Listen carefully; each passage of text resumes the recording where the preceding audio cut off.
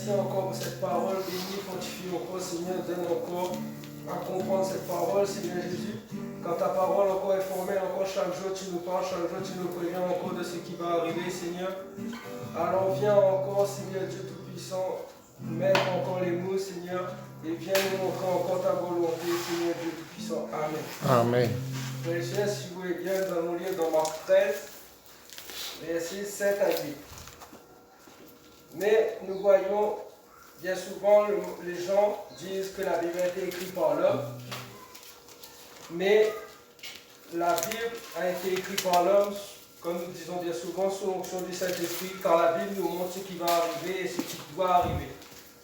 Et nous voyons bien, nous allons voir à travers ces deux petits versets, que ce qui nous arrive, ce que nous entendons actuellement, a déjà été écrit par la Bible.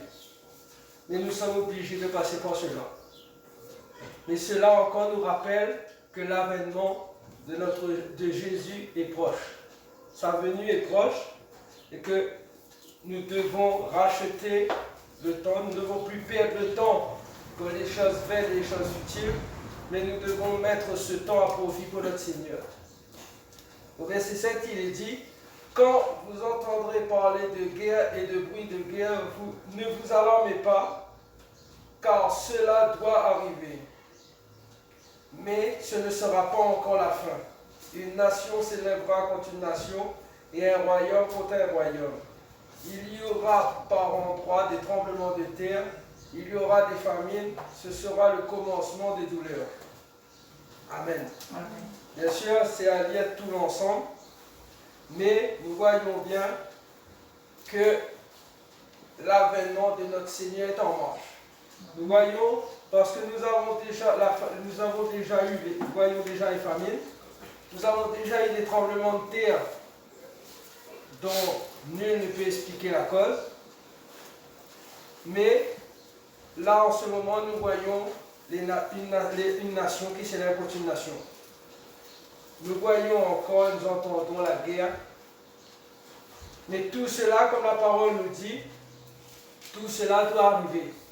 Mais ce n'est comme la Bible nous dit, ce n'est pas encore la fin. En début d'année, le frère et le pasteur ont dit que cette année sera une année de prière. Et nous voyons encore pourquoi cette année sera une année difficile et une année de prière. Pourquoi? Parce que toutes ces choses sont en train d'arriver.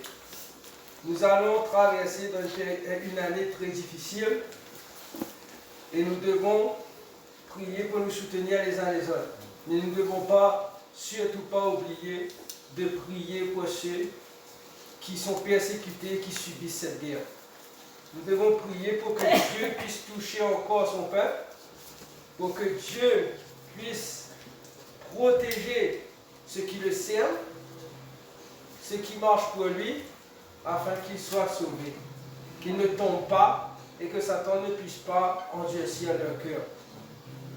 Mais gardons en tête, gardons dans notre cœur que si nous restons attachés au Seigneur, Dieu nous fera passer invisibles.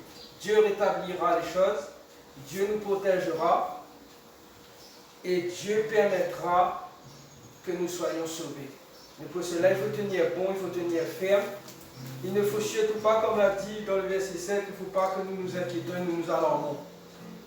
Il faut que nous placions et nous prions tout envers notre Dieu qui est grand et tout-puissant. Car nous allons voir, et en entendant cela, nous devons garder dans notre cœur que la fin est proche. La Bible nous dit que ce n'est pas encore la fin, mais la fin est proche. Alors restons attachés à notre Seigneur, que ceux qui n'ont pas encore donné leur vie, ceux qui n'ont pas encore changé leur mauvaise vie, qu'ils puissent le faire, qu'ils puissent ouvrir la porte au Seigneur qui est grand et tout-puissant. Qu'ils puissent accepter ce Dieu qui est grand et tout-puissant, car les jours sont comptés. Les jours sont comptés et sa venue est proche. Comme la Bible nous dit bien souvent. Et cela, ce qui a été dit encore ce matin, et encore dit dans Matthieu, et encore dit dans Luc, cela nous montre bien que nous ne pourrons pas passer à côté. Pourquoi? Parce que ce monde beaucoup ont laissé une grande place aux œuvres de Satan. Mais nous ne devons pas nous inquiéter, Dieu est là et Dieu veille. Amen. Et Dieu ne permettra pas que ceux qui sont appelés puissent tomber. Mais pour cela, il faut que nous restions vigilants, que nous prions les uns pour les autres et que nous gardons tous notre confiance en Dieu. Ce n'est pas parce que nous avons bien vu que nous ne pouvons pas nous réunir, que nous sommes éloignés, que nous sommes seuls. Au contraire, comme le dit cette parole, loin des yeux, près du cœur. Mais si nous sommes éloignés, nous sommes tous unis par le cœur, par l'Esprit Saint que Dieu nous a donné. Amen. Alors restons tous unis. Malgré que je n'étais pas là quelques jours, mais je sais que chacun a prié pour moi. Et j'ai prié encore pour chacun. Amen. Malgré ce qui se passe encore dans mon travail, je sais que Dieu agira en son temps. Amen. Mais il ne faut pas laisser la place au doute et il ne faut pas laisser une porte à Satan. Il faut dès à présent briser cette porte pour que Dieu puisse étendre sa main et agir. Seigneur, merci encore pour cette parole, Père éternel. Oui, Seigneur.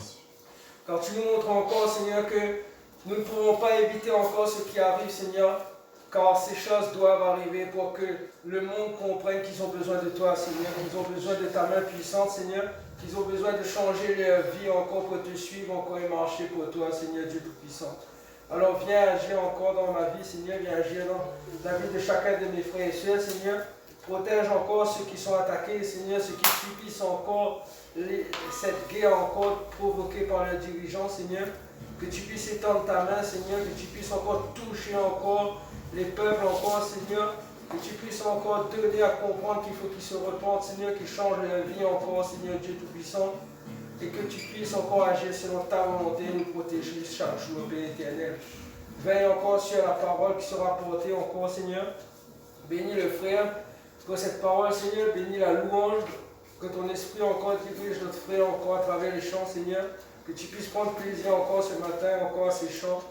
Et que tu puisses encore bénir cette table, Seigneur, ce corps et ce sang qui est délivré à la croix encore, qui a coulé à la croix pour nos péchés, pour le pardon de nos péchés encore, Seigneur. Que tu puisses à travers cela nous bénir, que tu puisses enlever toute crainte, Seigneur, tout agacement, Seigneur Jésus, mais que tu puisses encore nous donner la paix encore et le sang nouveau, le feu nouveau de ton Esprit Saint encore, ô Dieu éternel. À toi toute la gloire, l'honneur, la puissance, la louange et l'adoration, ô roi des rois, Dieu tout-puissant. Amen. Amen. Bon culte, frères et sœurs. Amen.